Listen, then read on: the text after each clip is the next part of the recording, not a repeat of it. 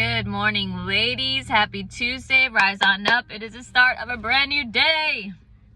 It's technically still the start of a new week. I don't know if you've how your Monday was. My Monday was a Monday. It was very busy. I'm like a project manager slash air traffic control slash marketing slash HR slash everything at the office, which I love because, I mean, clearly I'm entrusted to do it, and it's always on the go, which I like because I like to be on the go. I can't sit in just one seat all day and do the same thing. That would drive me nuts, just because of where I am in my ADD brain probably. But it was a good day, not gonna lie. Hopefully your day was good. I am coming at you live from the Car Rider line. We are going over Isaiah chapter 18 today. Before I do, my bucks. And then after a Monday of Mondays, my bucks. I get it. Poor Mike Evans. Pray for him. His shoulder dislocated somewhere and he passed out. I guess I would presume from the pain. Not dislocate, broke clavicle on the shoulder. So poor man. I can't even imagine, especially being your wife on television or even live, standing and seeing that. But definitely one heck of a game. They tried their best. So Detroit Lions, great job. Hats off to you. We are now tied in the NFL season. We'll see you soon. Isaiah chapter 18 though, proclamation against Ethiopia. And verse 1 goes like this. Woe to the land shadowed with buzzing wings, which is beyond the rivers of Ethiopia, which sends ambassadors by sea, even in vessels of reed on the water, saying, Go swift messengers to a nation tall and smooth of skin, to a people terrible from their beginning onward, a nation powerful and treading down, whose land the rivers divide.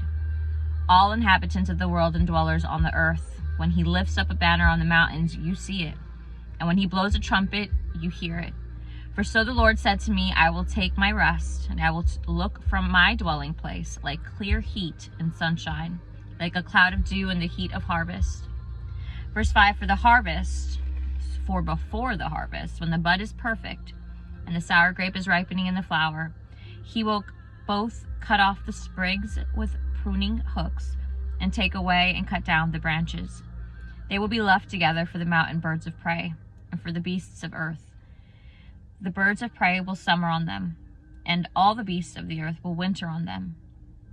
Last verse 7, in that time a present will be brought to the Lord of hosts, from a people tall and smooth of skin, and from a people terrible from their beginning onward, a nation powerful and treading down, whose land the rivers divide, to the place of the name of the Lord of hosts, to Mount Zion. So some context behind chapter 18. The designations Egypt and Ethiopia are used almost synonymously in the book of Isaiah.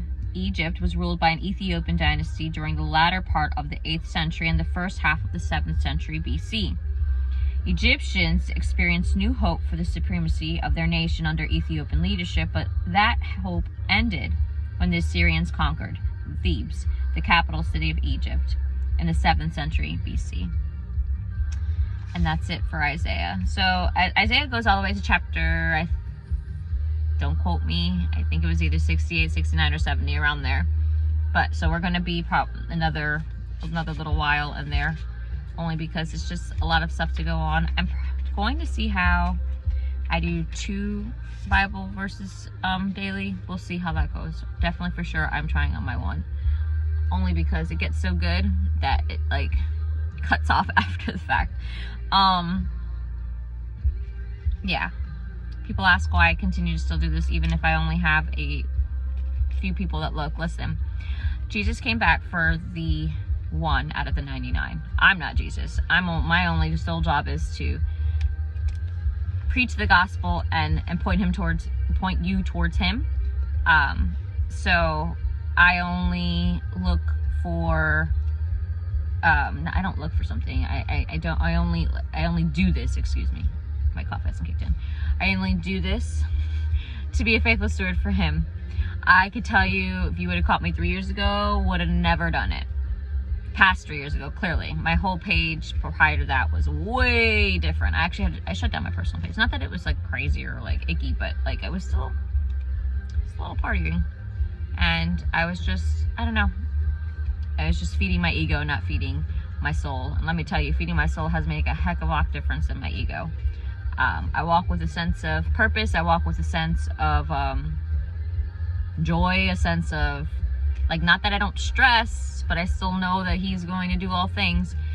And I know for some people that I know I probably work with too, it irks some people, and it's okay. I still pray for you anyways, because at the end of the day, you're wrestling with your own thing, not with me. So I always have to remember that you're wrestling against powers and principalities, not the person of the flesh. So I hope you have a blessed day. Stay encouraged. If you need prayer, leave a message down below. But if not, we will talk tomorrow, God willingly. Talk to you soon.